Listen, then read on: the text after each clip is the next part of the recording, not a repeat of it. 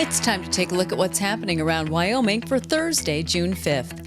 I'm Wendy Corr, bringing you headlines from the Cowboy State Daily newsroom, brought to you by the Wyoming Community Foundation, who asks you to give back to the place you call home. 5 to Thrive is your opportunity to leave a legacy for generations to come. Support the community nonprofits you care about with a gift through the Wyoming Community Foundation. Visit wycf.org to learn more. Sublet County commissioners and leaders of the Sublet County Hospital District are locked in a dispute over the county's withholding of $2.7 million that had been pledged to help build a new long-term care facility, a component of a larger project to give the rural county a hospital. The Sublet County Commission says its withholding of money is temporary and meant to secure adequate assurances that the hospital district will hold up its end of the two entities' agreements.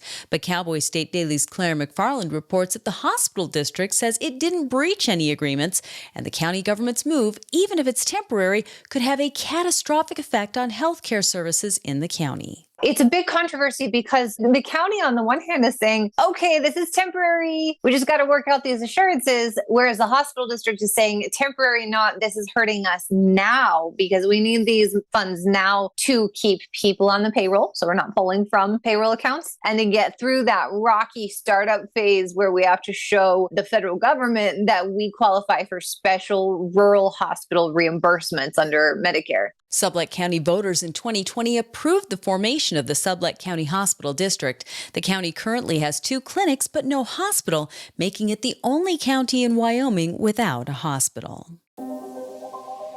A Wyoming hunter says he plans to be in Daniel on June 14th to offer a different point of view during the Hogs for Hope motorcycle rally organized in protest of the alleged torture and killing of a wolf in February of last year. Gillette area resident and outdoorsman Mitch Gilliam said that he wants to push back against what he says is the unjust demonization of Daniel resident Cody Roberts, who's been at the center of a firestorm of controversy based on allegations that he ran a wolf down with a snowmobile, injuring it, and then kept the animal alive for hours before finally killing it. Gilliam told Cowboy State Daily's Mark Hines that he's talked with Roberts about what happened on February 29th and is convinced that the widely reported narrative of events that day isn't accurate. He's a friend of Cody's and says many of those details are inaccurate. He said the wolf was actually a young male, not a young female. He says that according to what he understands, Cody did not run it over with the snowmobile. He used the snowmobile to catch up to it and then captured it physically and sort of had the idea of keeping it as a pet. He wasn't trying to torture it. He wanted to keep it as a pet, but then other people who knew him said, look, Cody, that's a terrible idea. And so ultimately the decision was made to kill the wolf, which is perfectly legal to do in that part of Wyoming. So make of that what you will. Gilliam said he's concerned that Hogs for Hope and others who share the organization's views want wolves put back on the endangered species list in every state. Wyoming loves its history, but right now, 3 of its long-standing influential history organizations do not love each other. Since February, accusations have been flying between the Wyoming Historical Society and what used to be its longtime fundraising arm, the Wyoming Historical Foundation. Cowboy State Daily's Renee Jean reports that the situation has reached a boiling point, though, more recently. The Wyoming Historical Foundation asked for an audit. They were getting a lot of questions about fundraising, but it seemed like things just continued to deteriorate from there with lots of accusations back and forth over different things, questions about the audit. Then there came cease and desist letters being sent to members, which they took as an effort to kind of try to silence them and stop them from asking questions. They actually had so many resignations that they lost their quorum. Accusations of toxic leadership. It runs the gamut, really. The fracture of history groups, however, does not stop with the separation of Wyoming Historical Foundation and Wyoming Historical Society. WyoHistory.org, which has operated under the Wyoming Historical Society umbrella, is taking steps to remove itself from those associations as well, and within a year intends to become a separate 501c3 of its own. The replacement of $1.78 million in lighting and concrete pavement is underway as part of the initial work needed to reopen the Green River Tunnel since a fiery, fatal multi-truck accident closed it down 4 months ago. Cowboy State Daily's Andrew Rossi reports that the repairs are among the first steps to restoring the tunnel on Interstate 80, which serves as a major transcontinental east-west highway that stretches from California to New Jersey. The lighting and electrical systems in the westbound Green River Tunnel were a complete loss as a result of that fiery crash that happened back in February. So in order to get it open again, they're going to need to replace all of the electrical and the lighting. So right now they're tearing down the old infrastructure in anticipation of installing the new infrastructure. The big project of actually restoring the tunnel, and that's making sure it's structurally stable, getting everything in place so it can reopen. The plan for that hasn't been fully formulated yet, and that's going to be released later this summer. What WYDOT's doing in the meantime is the small stuff that they need to do anyway. Pavement repair, getting that old electrical infrastructure out of the tunnel so that the new stuff can go in immediately.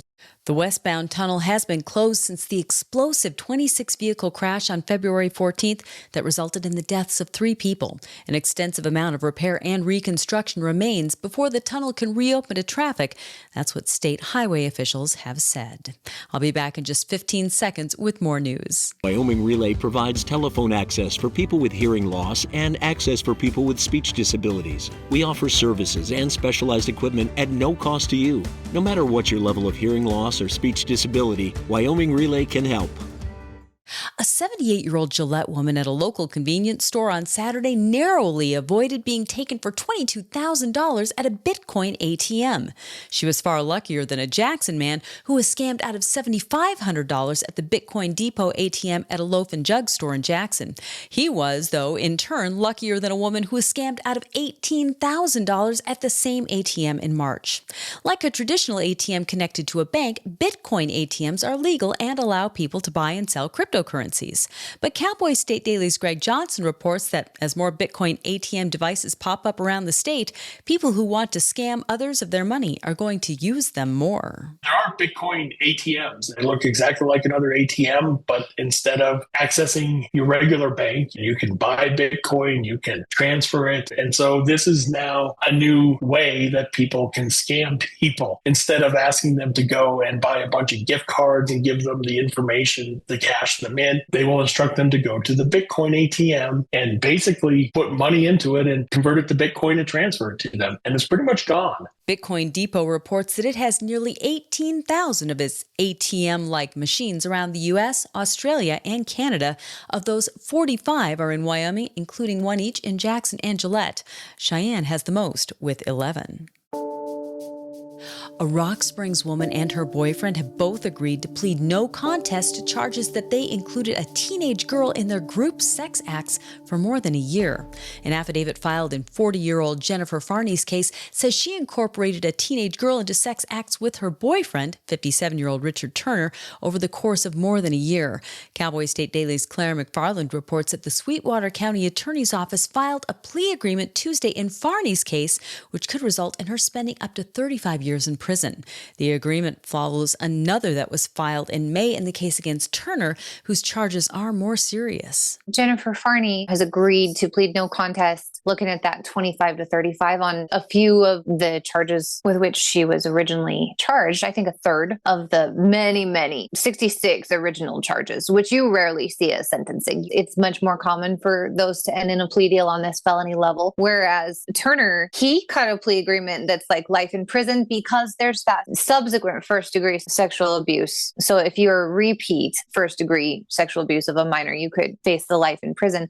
Investigators found text messages on Farney's phone implicating her in the crimes and found numerous child pornography files on Turner's phone.